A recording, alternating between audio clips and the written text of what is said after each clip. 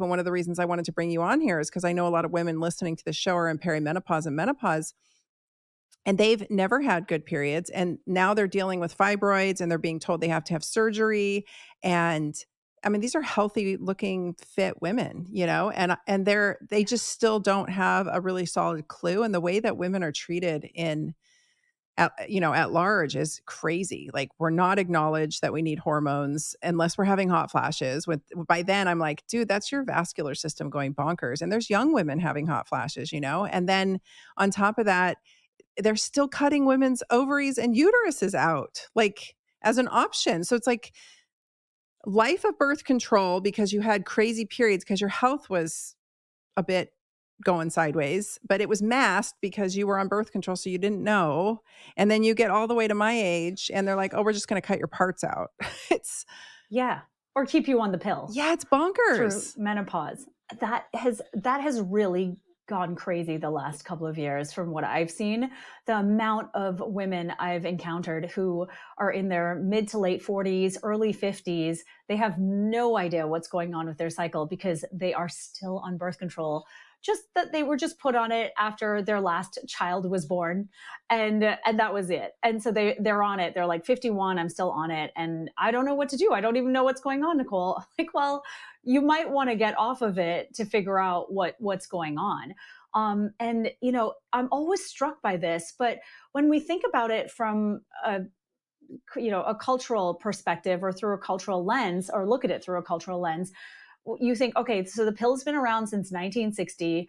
It's still the most popular form of reversible contraception in the US. Like, I think 30% or no, I think, yeah, it's like 16% or something, 16 to 20% of women are taking it.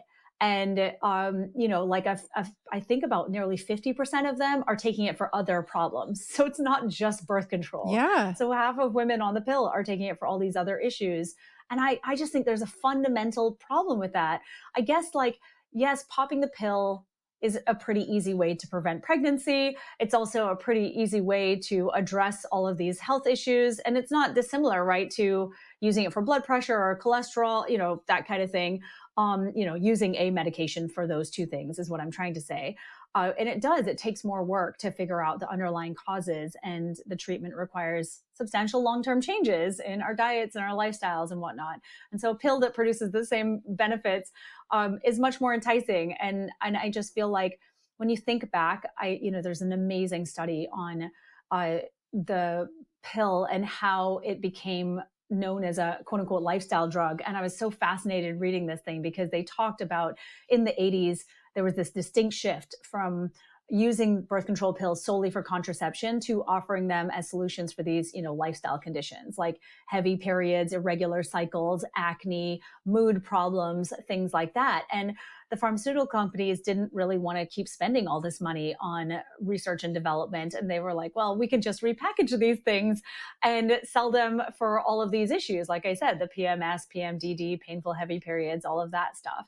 And that has basically, I think, completely defined the way we prescribe these medications now. And women, unfortunately, are not offered any other options. And so I often think, if you were offered something else, would you take it? And I think they would. I think they would too. I think the problem is it's there's a lot of work to be done, and it's such an important gauge of health. Like, you and I and Carrie Jones are all friends and we talk a lot. And every time my periods, well, let me back up. Again, what my mentor taught me was true. My period is a gauge of my health. And when my PMS is not pleasant, or like, I prefer a non-existent PMS that rolls me right into a simple, easy menstrual event, and I have normal bleeding and I buzz on through it a few days, it's maybe 5-6 days long and I buzz on through. When that's not happening, like, I still predominantly have that even at 50 years old. Like, I'm definitely on the edge of, I would say I'm probably in the middle of perimenopause. It hasn't really been that hard of a time for me.